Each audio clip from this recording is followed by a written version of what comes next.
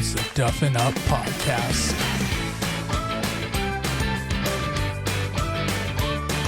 All right, Duff Daddies and Duff Mamas. We have on a very, very, very special guest.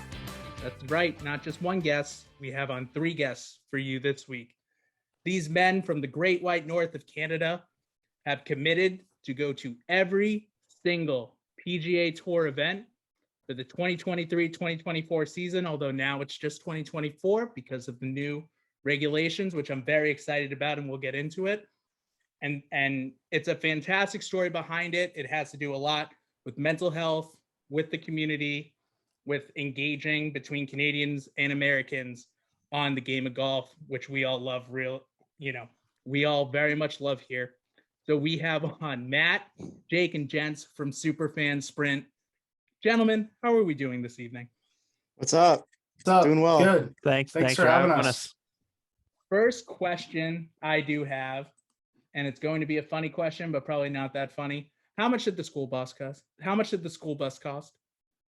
Well, we don't have it yet. It's unpurchased. It's $0 right now.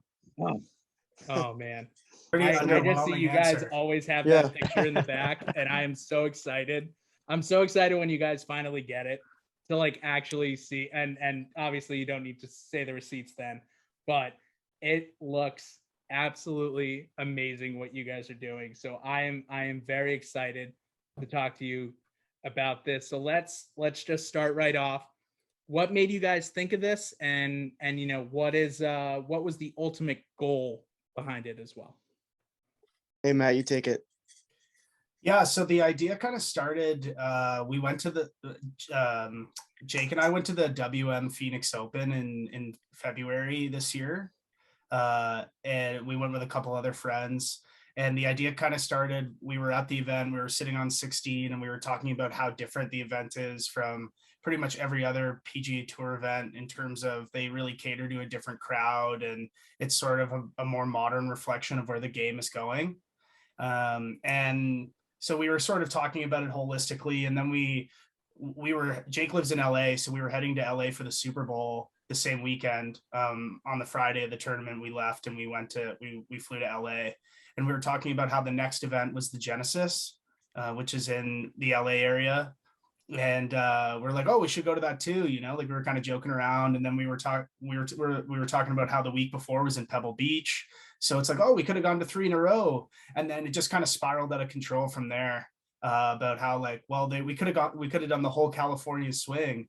And then we thought about like maybe next summer or something, we would consider like renting one of these buses or like a Sprinter van or something, like one that's already made, and we can sort of take a summer off, or we're all working from home, so maybe just work from the bus or something, and we can kind of follow the tour around. And then the idea just sort of evolved over the course of the day. We were at the WM event, but also just over the course of the weekend when we were back in LA, and we just decided, like, why don't we try and we'll just quit our jobs, and why don't we just travel to the continental US basically and follow the tour around for an entire season. And we sort of did some research, and we're trying to figure out if anyone's ever done it before, and it doesn't look like anyone has, at least that we've seen, because obviously it's a pretty big commitment. It's like a full year on the road. And then to answer your question about like what the ultimate goal of it is, I think that's kind of changed organically over time. When we first started, it just seemed like a kind of a fun idea. And then we figured that if we were going to do it, we wanted to try and have some sort of purpose for being out there. So I think now some of our goals are, we want to connect with people that have similar interests to us. And the common interest here is golf, obviously. So we want to meet a lot of new people and sort of bond over a great sport that doesn't necessarily get as much notoriety compared to the big four per se. And then we also started talking about how we just want to try and help people. So all three of us have had golf really impact our mental health in a positive way over the last couple of years, especially with the pandemic. And so we picked mental health as like one of the initiatives that we want to try and contribute and bring awareness to why golf can be a great sport to benefit people's mental health. So we want to try and promote the sport, get more people playing it, show why it's so much fun to go watch it. So those are sort of some of the ideas that we have for what we want to do with the trip and how it started. That's awesome. I will say golf can definitely impact your mental health in a positive way. Can also significantly impact your health in a negative way. Sure can. That was me Depends, today yeah. out on the golf course. But Yeah. Just kidding aside though. I mean, it's definitely something where we personally, like, I just enjoy getting it. I mean, down in South Carolina right now, obviously we can't really walk the courses.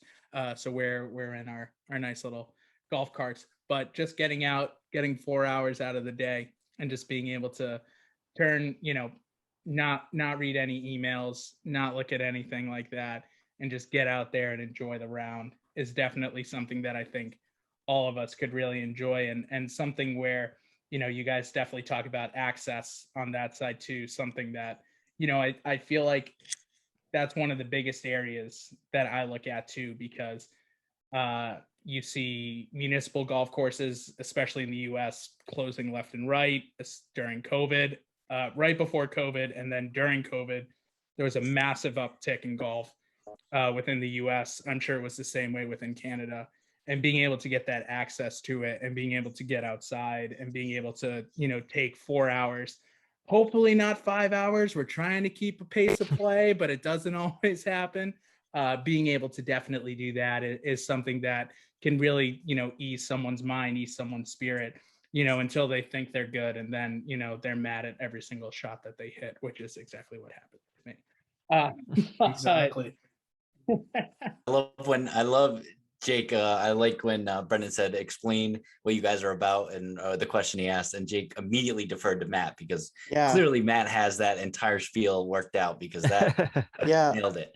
And this is definitely one of the more anticipated podcasts we're about to do, and we are in the midst of, because I have heard you guys before. It's one of the few guests that you guys I've heard on a podcast. You guys are on the Safe Park Golf podcast, correct?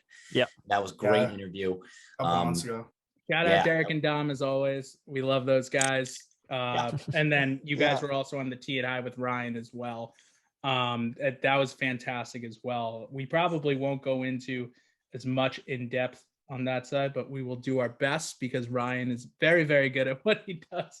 But definitely want to get each of your threes, just kind of how did you all get involved in golf? Was it just like one of you caught the bug early and got everyone else into it? Did you all get into it at a young age, or did you all get into it just like at an older age and just kind of caught the bug? For me, I was like, it's just in the summer in Canada. It's just something to do when you're not playing hockey. So I got out with my dad. What a Canadian answer. I love that. I wasn't going to say anything. I was going to let it ride. But it transitions pretty well. We're actually all lefties too, which is pretty no funny. way. Wow. There's 4 out of 6. Oh, lefty gang. Yeah. Let's go. Let's go. I love this already. I was a righty in hockey though, so I kind of cheated. I'm a lefty and everything. Okay. Except That's weird, man. It's crazy. My dad gave me a righty stick when I was growing up, and I just went with it. So what's weirder is how was that decided in Canada? How was that decided if you're a lefty or a righty? Is it like east of Saskatchewan, you're a lefty, and then west of Saskatchewan, you're a if you're a righty defenseman, you're a lefty. You'll make the NHL much quicker. No. Yeah.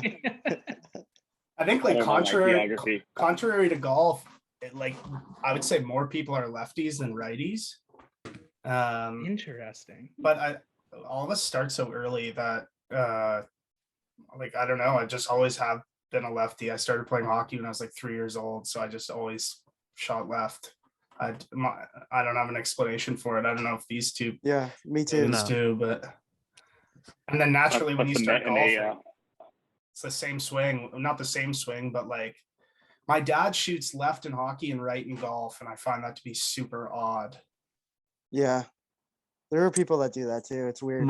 My old man's the same way, but he putts left. Wow. Oh, love that. Love that. He gets a little bit of the lefty inside of.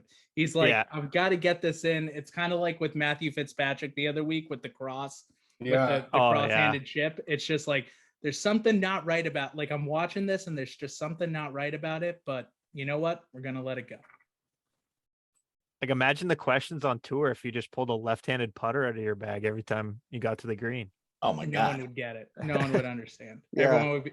It's like the old our buddy Mike has the old Spalding putter where it was on both sides. So Yeah. it's literally just and you know, I'm always just like every time he brings that out, I'm like, can I like, do I even need to bring my putter? Can I just use yours? Like, this Just share. It's like the Just mini share it. putter. When you go mini putting and they just hand you one that you can use Oh both yeah. ways. Yeah, no, legitimately, like it's on both sides. It's exactly the same. And I'm like, Jesus. That's hilarious. So the question for you guys are kind of like the Lewis and Clark Sacagaway. You're paving the way for dreamers like us, going to every tour event, playing golf, living the life, traveling, it sounds like a dream. Got to ask the real world questions. Are you guys, dropping your jobs to do this? Are you, can you still work from, on the road, mobile working? And also, how is it being funded? It's super interesting, like this whole concept. And, you guys are, like I said, paving the way. So I'm just curious as to how this is all going to work. It's incredible. First off, before you get into it, did you get the Sacagawea Lewis and Clark reference being from Canada? I don't know if oh shoot that made any sense. I know who that is, but not like in depth, I'd say. That's a great question. That's a great question. Yeah. We all kind of looked at each other like, what's this guy talking about? They don't call me a chooch for nothing, Way to be so egocentric. To answer your question, though, we have kind of our plan right now is to lose the jobs and kind of, content is, everything now, right? So we kind of try to get into that business while we're on the road, obviously, which will help with a little bit of the funding. As of right now, there's kind of different avenues we're going through. Kickstarter is one of them. We're trying to open a store, so like merch, obviously, and then a couple other things we're working on that are kind of still in the works, like events and stuff, obviously, where we can meet and greet and try to find some support. But I know like Jake and Matt, they work closely on the numbers. They're more numbers guys than I am, so they might be able to touch a little more in depth on that. Yeah, definitely. We're gonna get the Kickstarter going pretty soon. We definitely can't do this on our own dime. Like it's very expensive to live on the road like that, especially if we're not working. So we're looking at ways where we can raise money for that. That's part of why we're not going for another year and a half, or we're almost 2 years now. It keeps getting pushed back, but we wanted to give ourselves time to like build our brand and get people to actually support us and care about us and get that Kickstarter going. I don't know if you have anything else to add, Matt, but that's basically what we're at right now. Awesome. Yeah, I was just gonna. The only thing I'd add is like we've got some savings and like we're gonna put what we can towards it as well. But it's just like to live for a year is such a long time. To be able to like self-fund it is a lot. Sure. I think like one thing that really that we're sort of looking for as well is like tickets. Like it's getting tickets to these events is expensive, and then for some events impossible or close to impossible. So that's sort of another thing that we are working on in the background is like, where are we going to get these tickets from, especially for the events like the majors and stuff where it's like almost impossible to get a ticket, or to go to the Masters you have to enter a lottery. So how do we do that? Like we don't want to get to a point where we're in April and we've been to like 15 or 20 tournaments in a row and we can't go and the streak ends because we couldn't get tickets to an event. So these are sort of some of the fires we're trying to put out in advance. Mm-hmm. And we don't have all the answers yet, but we have, as Jake said, just under 2 years to figure it out if we start at the beginning of 2024 with the new schedule. So that's definitely a good question, and one that we still don't have a perfect answer for yet, but one that we're trying to work through. So we're hoping to get this Kickstarter out by the end of the summer. So we're hoping to film a video and stuff to try and promote it as well. And we'll just kind of go from there. You guys have a dream and a vision, and I like that dream and I like that vision, and I love that you guys are making it happen. That's pretty cool. So good luck to you guys, and can't wait to see what comes forth in the next couple of years. This is going to be great. By the way, Brian, looked it up. Their Lewis and Clark is David Thompson. So just so you know. We looked it up. Was doing his looked it research up. while we were talking. Yeah. That's okay. Yeah, the I stupid know a little American thinking Canadian. they I know a know. little Canadian history. I know a little. I know the guy that sings Northwest Passage. No, I'm kidding. What did you go for that? Did you say Canadian version of Lewis and Clark? That's the Canadian version of Lewis and Clark. You guys have a great national anthem, might I add. It's one of my favorites, and I Yeah. appreciate when like the Blue Jays are in town and we have to listen to at a Red Sox game. It's the best national anthem out there. Yep. Yeah, when the Canadians come to town, though, we don't have to listen to it. You know. It's interesting you say that because for us, we hear yours like every time we go to a sporting event. It's very only in hockey do you have two Canadian teams playing each other. So that is true. It seems obviously it's rare for you guys to go to a ball game and there's two anthems, but for us, it's just like, oh, there's no American one tonight. If the Leafs are playing someone Canadian, it's like it's rare for us not to hear both. Yeah. But I actually like the American one too. I think it slaps, man. You can just hear the passion. Francis especially Scott would agree with you, my friend Francis Scott Key. Especially if you go in the States, like I've been to Fenway and stuff, and like it's unbelievable to hear the national anthem when Americans are into it. Very powerful anthem. Oh yeah, it's definitely number one listened to on my iPod, on my iTunes. There, yeah, it's up there. Especially after 4th of July, but. It's very funny because we have both of our national days just 3 days apart, which is very cool. We had Independence Day. You guys have Canada Day, which is very, well named. Who thought of Canada Day and why did they not make it a better? They couldn't have called it like Canadian Independence Day or anything like that. No creativity naming that day. I think the difference is we're not actually independent from Britain.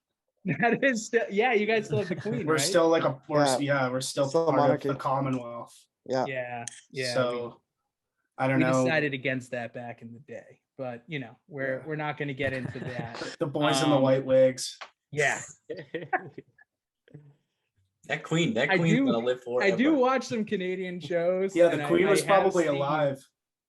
I have seen the like it's like your guys' version of Law and Order, and you guys do have like in like the judges like still wear like all that stuff, and I'm like I just look at it and I'm like, this is hilarious. Like I love that. That's a Halloween costume for us over here. What's my Halloween costume on here? But we definitely want to talk a little bit more about because I know that there's so many different things that under your why we're doing this area. You do lay out a lot of different things.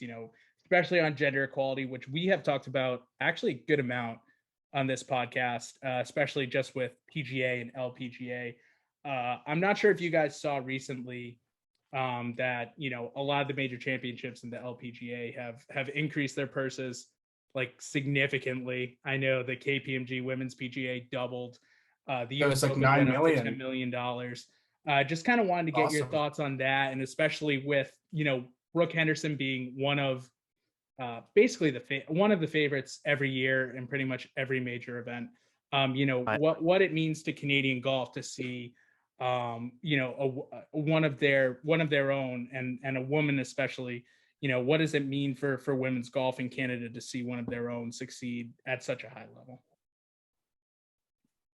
Yeah, it's awesome to see. There's a lot of complaints in professional sports where the women don't get paid as much as the men and all that kind of stuff, right? And in golf, where it's like in an individual sport, it's almost more difficult to get to that point, and it's awesome to see. And then as of Brooke's my girl, so I'm always rooting for her, watching the events. She's probably the most successful Canadian golfer that's active right now, easily. Right, like she's a major champion. Other than Mike Weir, we don't have one of those, and he's obviously on the seniors tour primarily now. So pretty amazing athlete, and she turned pro when she was 17 or 18. She won a major when she was 18. That's crazy. Unbelievable. That's Tiger didn't even win one until he was 20. So it's crazy thinking about that. Yeah. And we definitely want to use this trip too. Maybe to bring awareness to this issue as well. Like we talked about mental health too, but say there's like a tournament overseas that we can't go to or something. We want to go to an LPGA event or something like that, and use our bus as like just to bring more awareness and around all these issues that we've talked about. Yeah, because I was definitely gonna ask about that because coming up, like we do have like the Genesis Scottish Open this week, and like there's like the alt event on the PGA Tour, the Barbasol, but like no one, it's an alternate event. Like it's a lot of kind of almost a glorified Corn Ferry Tour event, but at the same time, like it's still a PGA Tour sponsored event. Like, would the bus be able to make it across the pond, or what would you guys do in that situation? Would you guys rent a little lorry over in Scotland for a couple weeks and do something like that, or what would be the plan going forward when they end up doing that European 2 or 3 week? Because I think they're talking maybe the Irish Open gets PGA Tour sanctioned next year too, so like a 2 or 3 week kind of sanctioned events where you have like the co-sponsored sanctioned whatever they're called. Yeah, I think the plan right now is like there's other international events on the calendar too. Like they have the event in Japan, and I mean they go all over the place. Bermuda, Mexico, a couple events in Mexico, I think. So we would plan to attend those. Like the core idea is like anything that awards FedEx Cup points will have like representation from Superfan Sprint there. So in a week like this week where we have the Genesis Scottish Open and the Barbasol, we would have representation at both. So we've actually talked about this 2-week stretch in detail before, and if we were doing it this year, essentially what we would do is try and add a 4th like guest member. So we have other friends that think it's a cool idea that would be like, oh, I'd love to like join you guys for a week. So what we would do is try and have somebody join the group for a week or 2 weeks, I guess in this case, and we would send 2 people overseas, and 2 guys would keep the bus, and they would take the bus to the Barbasol in this case, and next week it's the Barracuda is opposite of the Open.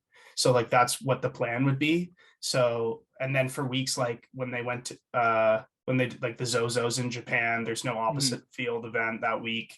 It's just an international event. We would just go, we would park the bus somewhere where it's convenient, right? Like if you're going to Japan, LA seems reasonable. You'd park the bus somewhere in LA, go there for the week and fly home, and then pick up the bus and just continue on. We haven't really talked about how we would get around.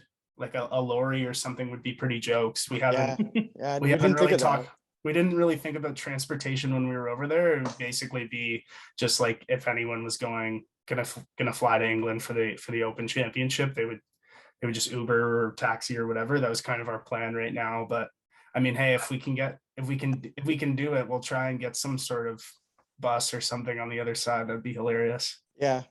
That'd be thinking sick. like a cargo ship, get that van, like cargo ship, a high speed one that can get us there in 3 days. Exactly. Or you got to get just like a giant decal magnet that you can slap on the side of a rental car, or just even the Uber. Every Uber you get on, you put it on the side of the car. Hey, do you mind just like out the window? Yeah, it's all about brand awareness, baby. Gotta get that out there. Yeah, I think it was important for us to make sure that we had representation at the opposite field events, because it's kind of like part of our mission statement is that we want to promote the game or help to promote the game. And we actually enjoy the opposite field events a lot because you see a lot of really cool stories come to fruition. Guys that are getting, a lot of guys are getting their first win. Like even if you look at Morikawa's first win was the Barracuda like 2 or 3 years ago. Yeah. You get guys that break through, they get their first win, and 2 or 3 years later they're really prominent players. So we enjoy those events, and we think it's important to support those players as much as we would support the players who we see every week and we want to see every week and who are always attending the big events. So that's sort of why we set it up that way. And if it awards FedEx Cup points, whether it's the full 500 for a normal event or the 300 I think they give for the opposite field events, if you can earn points at the event, there will be at least someone there from our group, but not the whole group, obviously, because we got to split up. That's basically the idea. That's what we plan to do. I was just about to say, are you guys just going to draw straws on that bad boy? Be like, okay, who's going to Scotland this week and who's going to Kentucky? Like, we got to make the decision. Yeah, we haven't got there yet. Yeah, I'm sure we'll have some sort of way to figure it out. And the other thing too is like whoever stays in the States has to like still drive. Like I think they're in Kentucky for the Barbasol, right? And then it's in Cali, the Barracuda. That's a 3-day drive at least. Like that is and the week after that is the 3M in Minnesota. So whoever's staying for this 2-week stretch is going from Kentucky to California and back to Minnesota. Like they got to do all that driving. So that sucks. Yeah. Especially with 2 people. Yeah. You guys are gonna have to have like some sort of draft or something like that. Like this week, Jake gets to go to the U.S. Open, or go to the maybe some sort of mud wrestling. I don't want to get anyone in trouble with any employers, but do you guys have a plan? Will you still be working a full-time job, or will this become the full-time job? Just kind of doing it. The dream is for this to become the job. I agree. That's we'd at least take a sabbatical for a year to do the trip. And then after that, I mean, who knows, right? Yeah. Yeah. Cause I feel like something like this, you got to go all in on, you got to do it. Yeah. We want to do it right. And like, we think it's an interesting idea, and we hope people are following along. And so we want to be able to document what we're doing and be pretty transparent with where we're at and stuff. So if we were all just going to work remotely from the bus, which is possible, then it kind of takes away from that. And also like we want to go to all 4 days. So like you're looking at every Thursday and Friday too.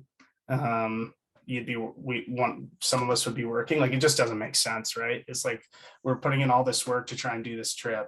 Like fuck it, let's just go do it, right? Yeah, exactly. No, that's awesome. That's a great answer. I really love that.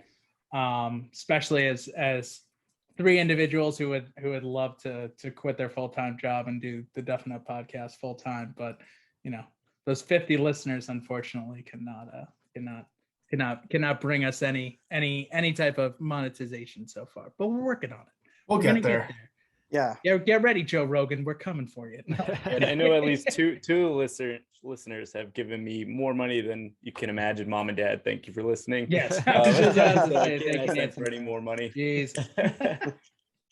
Hey, do you guys have any events that you're looking forward to more, like besides the majors and besides like the waste management? I know that's where the idea popped up, but is there something that like, maybe the players or something like that where you're like, I cannot wait to go to this event? I think I want to go to Pebble Beach really bad. Yeah. That's my number one. And obviously the Masters would be sick too. Those are my 2. I think they just really cool courses. Seeing them on TV, I think in person, it would just be unbelievable. So those are my 2. Yeah. The players for me is one of my favorite, like TPC is like Sawgrass, one of my favorite courses, obviously. And that'd be awesome. Oh, yeah. And it's basically the 5th major at this point. So no, it's not. I don't know if you did that to piss him off, but you. Yeah, no. It was a great line. Yeah, you're right. Yeah, the Canadian Open is the 5th major. I forgot. No, the RBC Heritage is the 5th major. But anyways, it's my 5th major. No, I'm kidding. But also obviously the Canadian Open as well, because we're all Canadians, and hopefully by that point we've got ourselves a brand, so we're coming home and it'd be fun, right? So I really want to do the Kapalua, the Tournament of Champions. Looks like a sick course. And the Sony Open the next week too. That'll be a fun couple of those courses are pristine. They're beautiful. I also get a lot of enjoyment. I feel like a lot of golf fans don't like this, and I have an appreciation for like US Opens where 5 under wins, or even if they can make it hard enough, it's like around even par. But I also really love when they just like tear it up, because like I can't go to Kapalua and like play better than I can play anywhere else. So I think like what'll be fun about going to that event is like it's still probably going to look like a difficult golf course to the average person, and I just like seeing them execute shots, right? Like the talent that these guys have is just amazing. So to see them just go off and just hit these unbelievable shots, Like the 18th hole, there's like 600 yards of par 5, and it's like very eagleable for everyone in the field. So in a weird way, I think that would be really fun. Wow, these are some great answers. Holy hell. I absolutely love it. Absolutely love it. And please, I know we're not at the end yet, but please keep up with the content, because boy, oh boy, do I want to live vicariously through you guys. I keep up the updates. That's the plan. You know, that's going to be huge, especially If we had a nickel every time we heard that, live vicariously through us, we'd already have fun. Yeah, we'd already have the bus. The bus would be yeah, Gents would be in it right now. I'd be living in there already. awesome. So I did want to talk about the Canadian Open, especially for you guys. I'm not sure if any of you guys were able to attend this year, but I will say, being able to watch it on TV and being able to see kind of a country, not just the golf course, but literally a country who had not had their tournament in 3 years, and being able to see kind of everything. And me and Tim talked about it when I was at the US Open on Sunday. I tried to run away from the volunteers and from the marshals and try and get close, but then the USGA came in with a big rope, and the Boston Police Department came in and swarmed the place and was like, "You can't run through this anymore." I'm like, "Okay, I'll stop." What was it like being able to see like just droves of people right up against the green and having your national open back after a very big hiatus? Yeah, so Matt and I went on the Saturday round. It was cool, like awesome for us because Finau was on 59 watch. Mm-hmm. Couple guys were actually real low that day, but we watched them eagle, I think 9, which was pretty cool. The course, like, I don't want to slander it, but it was, Matt is someone who agrees, but Glen Abbey is like the perfect location for viewing golf. And Matt and I, Matt's taller than me, but I'm not the tallest guy in the world. So like a lot of the hills, like it's hard for me to like see and stuff. So without a spot in the stands, it was tough to see. But obviously, it was really cool to see the turnout. It was sold out every day. A couple good concerts after. Tons of people. Like Matt and I saw a ton of people we know there, and that we didn't even know necessarily were interested in golf. So it was cool to see that too. Yeah, I think it was there was sort of so many different things that were going on at the same time, right? Like they've really tried to develop the event. So they started doing these concert series on the Friday and Saturday night, which has definitely increased ticket sales. But that was the case in 2019 was the first year they did it, which was the last Open before this year. And then there was the whole thing about how we had 2 years where we didn't have the event, so people were extra excited to be back. And then I think because it was the first live golf event, I think not necessarily from a fan perspective, but it was an important week for the tour, and it was pretty awesome to watch, like kind of the figurehead of the professional game win the tournament that week. It was pretty significant, I thought. And Rory's obviously won in 2019 as well, and we watched him win. And Gents and I went in 2019 to watch. So I think the storylines were awesome, and the people were awesome, and overall the experience was amazing. And the first time I went to the Canadian Open was like in 2015, and just to see where the tournaments come in 4 or 5 events they've had since that one, it's pretty amazing. Way more people, better field. So credit to the organizers, to RBC, for improving the event. We're really proud of having it, and I think Canadian sports fans are awesome. It was the same when the Raptors won. You can just see the passion that we have for sports. We just unfortunately don't get a lot of opportunity to show that. So it was a great week. Really proud to be Canadian that week for sure. Yeah, I wish I could have gone, but obviously being down here, I wasn't able to fly back for it. But I did go to the Farmers Insurance a few years ago down in San Diego, and that tournament was cool. Also, I'll pump those. I'll talk about how cool that one is. Also, just it's right on the ocean, and Tiger was there when I was there, so that was a cool tournament too. Oh, and I will say Torrey Pines at least put on a great U.S. Open last year too. Yeah, 2021. Yep. Obviously, we're biased for 2022 because I mean, you know, it being at the country club, which is close to all of us, and you know, we loved it up there. But I will say, like, I was very pleasantly surprised. Pleasantly surprised. We're gonna get that right one of these days. Pleasantly surprised that how well Torrey Pines, especially because everyone was ripping it, just because, you know, you're not, besides Pebble Beach, like not many places have 2 tournaments in 1 year, everything like that with the US Open. So it was very interesting to see, and I thought they did a great job with it as well. Louis Oosthuizen, you know, blowing it.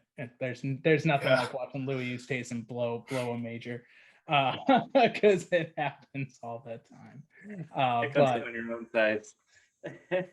He's got the career slam of runner-ups. Literally, it's crazy. Him and I think Ricky Fowler's got the career slam of top 5s too. It's nuts how many.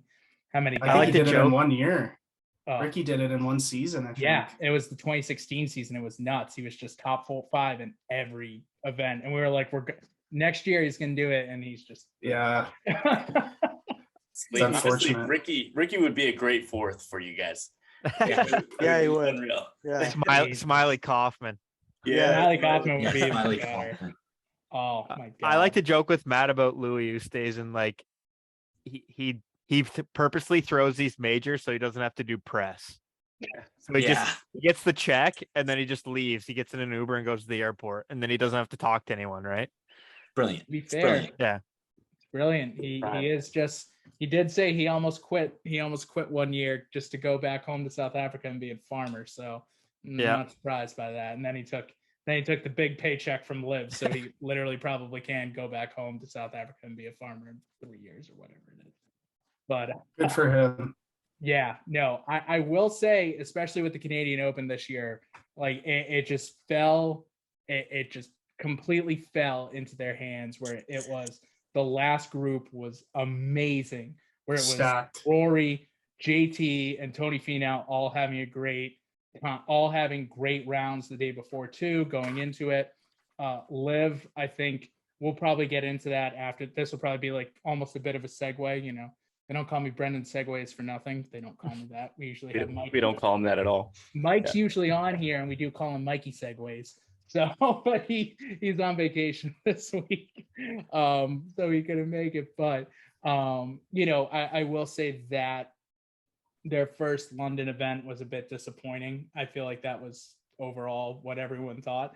I mean, I'm just speaking for myself on that too, but I do think the Portland event, I don't know if you guys were able to watch it or not. I thought it was much better this week. Maybe it's just the crowd in the US is a little bit better than the European crowd. Maybe it's just, you know, it was a lot closer, but definitely wanted to get your guys' thoughts on Live Golf as well, because it's definitely been something that has been at the forefront of what's going on. And obviously with you guys committed to doing the PGA stuff, like it's definitely interesting to see that there's such kind of a divide right now. And both of us being me being a big Dustin Johnson fan when he was here in South Carolina, and always being able to see him at the Heritage, and you guys used to always be able to see him at the Canadian Open too, definitely, you know, kind of hinders that as well, that you don't get to see some of the guys that,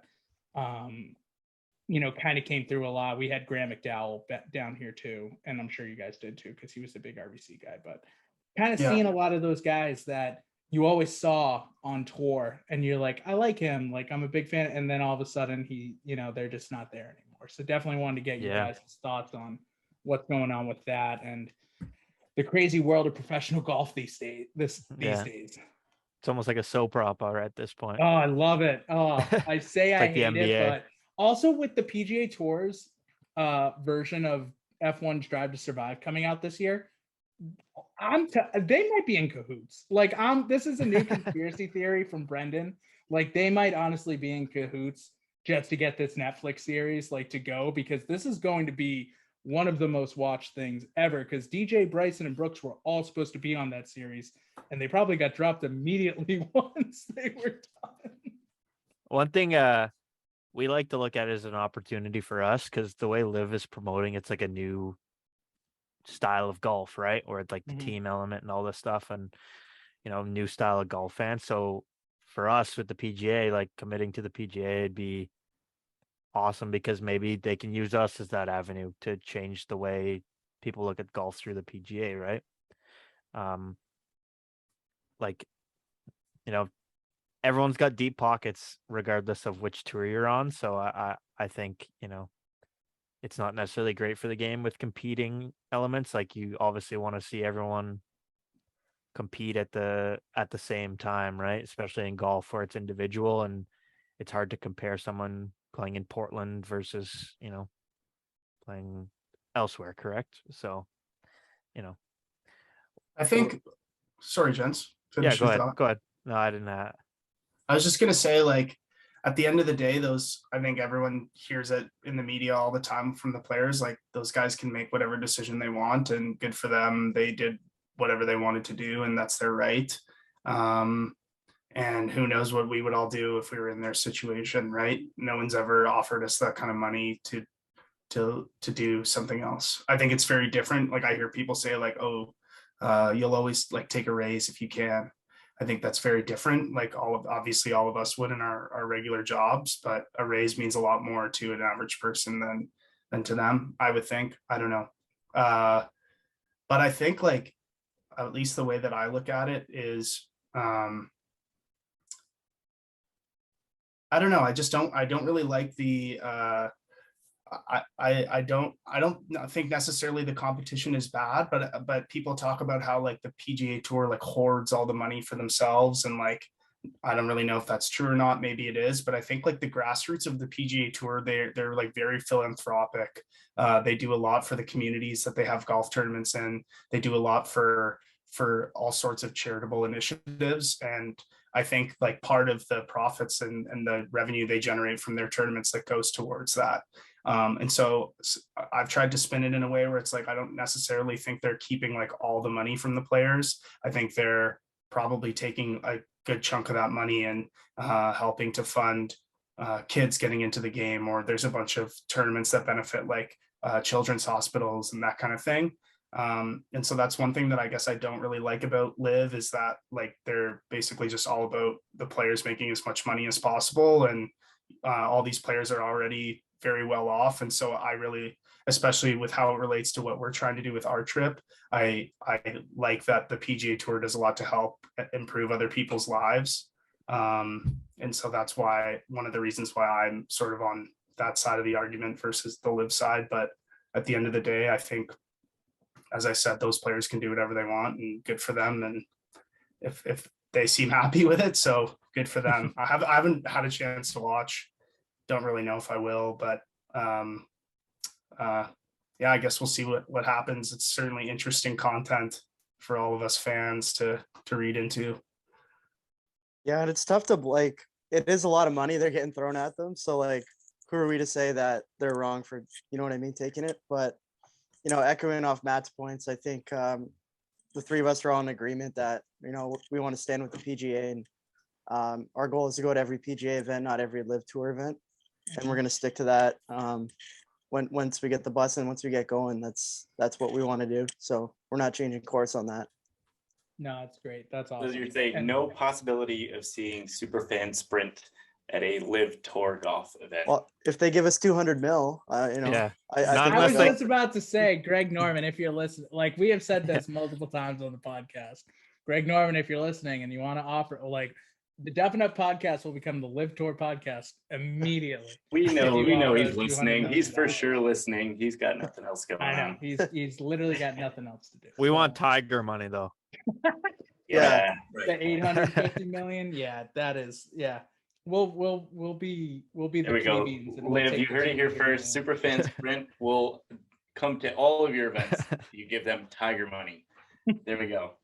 We're just joking about how, like, we'll take 0 signing bonus and we'll just play every week and come last, and we'll take the $120, $120 to come last for 8 weeks a year. I'll caddy one week, Jake's caddying the next week. I'm playing. Mowing tee boxes, whatever you need us to do. Yeah. Hey, speaking of that, you guys are, I hate talking about Live, but anyway, I know it's Brendan's thing. It's not my thing. It's Brendan's thing. It's kind of my thing. I fucking hate it. Do you guys have any plans to play while you're on this road trip, or is it mostly focused on, just going to events and kind of just like, hey, if we get an offer, let's play? Or do you guys like have any, aspirations to let's play at this course, let's play at this course? Yeah, we're definitely going to bring our clubs with us, all three of us, so they're on the bus. And this is part of our thing too, is we want, we want to build like a community of people and golf fans that give us recommendations for courses or like a place to eat or like a cool thing to do in the area, just because like the three of us, we've been to the US and all that. Like I live here now, but we don't know the country like the back of our hand, and we want to experience every part of it. So if someone like reaches out and goes, hey, there's this cool course in Idaho or whatever, come play here. Like we definitely want to take advantage of that and see as many courses as we can and play as, when we're not driving, some days will be easy drives, so we'll have time to golf. But usually the beginning of the week, it'll be like 3 days worth of driving content, stuff like that. And then like the Wednesday, maybe we'll play. And then Thursday we'll be at the tournament. So we're definitely open to anything. Yeah, during those like swings that they have, like California or Florida, like the events are only a couple hours apart from each other drive, right? And we have 3 days. So we probably play a lot more in those weeks. This year, after the Genesis, they went to like Palm Beach Gardens in Florida, and like you're literally driving essentially from LA to Miami in 3 days. So that'll be, we'll have 3 days to get to the next event. So we probably won't be doing anything in those 3 days. But for the most part, when you look at the schedule, there actually isn't a ton of driving between tournaments. They do sort of plot it out geographically. So we'll definitely try and get out on the course as often as we can. Awesome. That'd be build around your business plan in order to get you guys as locally as possible to between each of the different court attorneys and all that. That's very nice of them. Yes. Yeah, we'll say besides the Masters, obviously, like all of the rest of the majors can just like throw you for an absolute loop, because I mean, you guys know where like they're all going to be most likely for 2024, but like it could just be like, hey, like, we're done with the Florida swing. Oh, by the way, the PGA Championship is in Seattle next week. So like, good luck, guys. Have fun, Yeah. So that is the one part about the I think we know them, right? For 24. Well, the BMW, they just said they're going to Colorado like a couple weeks ago, right? That was like the only one we weren't sure of. Yeah, that's a playoff event. So we'll go from like Memphis to Colorado back to East Lake. So that'll be pretty shitty. But the majors are like Augusta. I believe the PGA is at Valhalla, which is where like Washington DC or something. It's on the East Coast. I can't remember. Valhalla. Yeah. The U.S. Open's at Pinehurst. So that's beautiful. And then the Open is obviously overseas, so that's going to be a logistical. That'll require logistical planning, anyways. So I think it's at Troon in 24, the Open, Royal Troon. It's part of the swing. We're gonna go to the Open. Don't know. You're right. The Valhalla is in Kentucky. Mm-hmm. Okay. And then Royal Troon. True. And it's Pinehurst, right, for the U.S. Open? Yes. So yeah. So not the Canadian terrible. Open's in Hamilton. Heads up. It's not terrible. Not terrible. Canadian Open. But yeah, the BMW going to Denver, that's 3 playoff events in a row, and that'll be the end of the trip. So we'll probably be like as tired as we ever will be on the trip, and we'll have to do those 3 drives or 2 drives. Yeah. That'll be at least I like how it's in, like, we get to see more parts of the country. It's on another Florida stop, right? So we have a reason to go to Colorado. Like, we want to go to every state as well if we can, except Alaska. But yeah, we were pretty stoked when we saw Colorado got that one. That's cool. Florida's kind of like its own country. We don't. We'll be there long enough. There will be a bunch of flip flopping, so we're just gonna try and like plan our routes. Yeah, there's some weirdos here for sure. We don't Not claim, even we don't that. I claim wouldn't even say Florida that, but necessarily. it's just like when you're from California, you don't say like you're from America. You say you're from California. Like most people from the States do that anyways, but it's just like I feel like the big states of like California, Texas, Florida, and New York are just like they're their own they're their own things, man. Like that's I mean, that's just I feel like the past couple of years, we all wanted to be Canadian. We all wanted, we're all like, we're moving to Canada for sure. I mean, still do. It's a lot going on, a lot of turmoil, but we don't need to get into that. I'd rather talk about live golf than I'd rather talk about our own status. That's saying a lot. Yeah, and we don't even want to talk. But do you talk about live golf, and I don't even want to talk about live golf. Yeah. Do I mean, like, I know it's always a question. It's always like along those lines, and you haven't really necessarily gotten the whole project into motion and all that. But do you have any sort of inkling of a plan for Augusta and what you'll be doing around Masters time?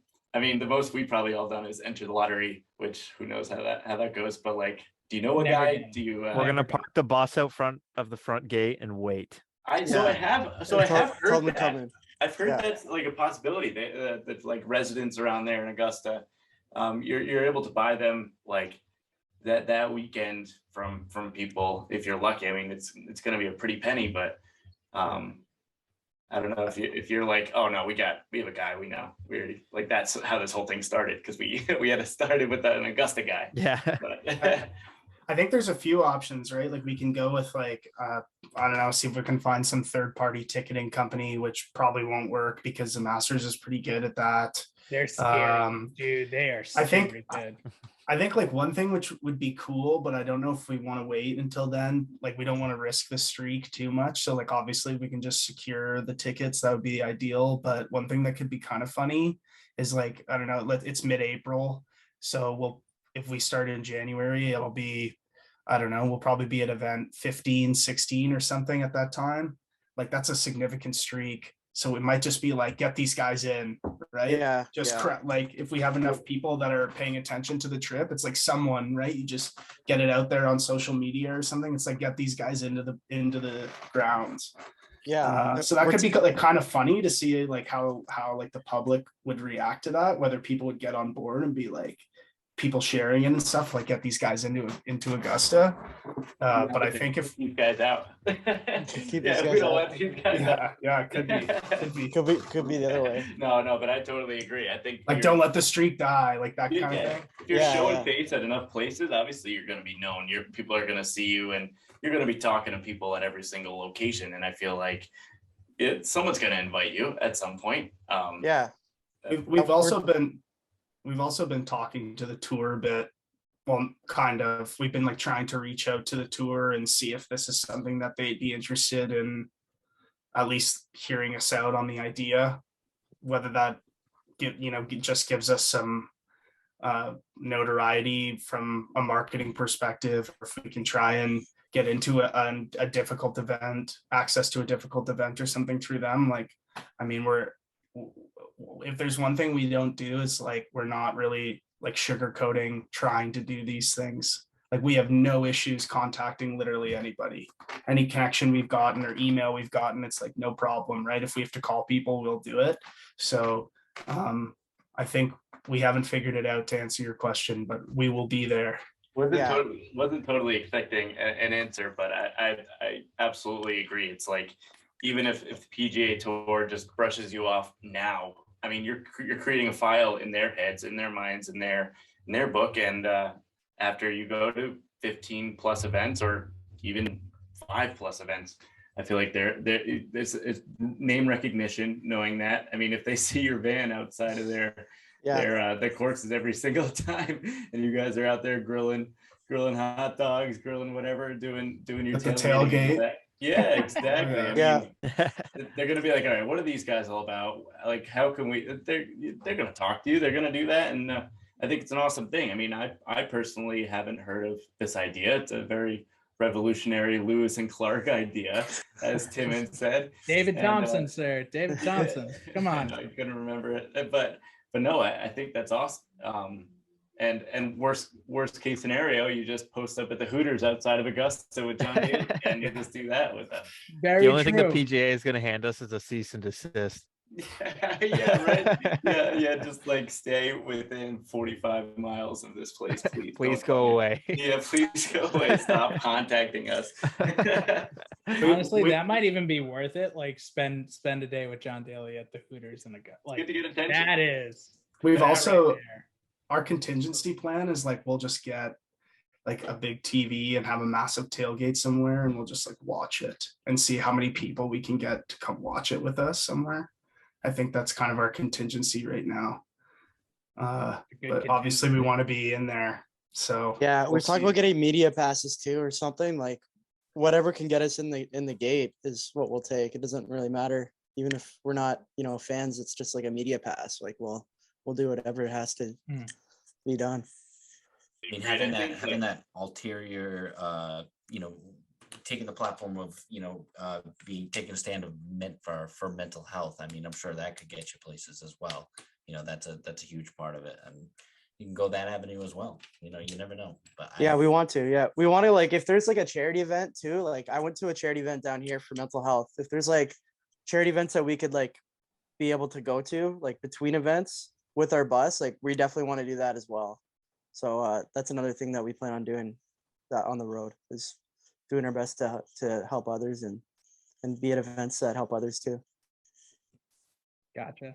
No, that's unbelievable. And the best part is that even if you don't get into the Masters, by far and away, the event the next week is the best event on the entire tour calendar. It is the RBT. The Heritage might as well. Which I will be at. You bet your ass. I will be at that event. I will be there. Oh, we need Brendan sitting on the lighthouse or something. Oh, marketing guy. The giant RBC flag. Just me and I actually got my shirts over there. I'm not going to bring it, but I literally, and Brian and Tim have seen it. I have my Adidas shirt that just has the lighthouses on it. Hold on one second. I'm finding it. Keep going. Hey, while he's doing that, do you guys have any hole-in-ones? We always ask the questions. Any hole-in-one? Not even close. I've come close. I have as well. I actually, the closest I ever came was I was gonna caveat it, but I'll say it at the end.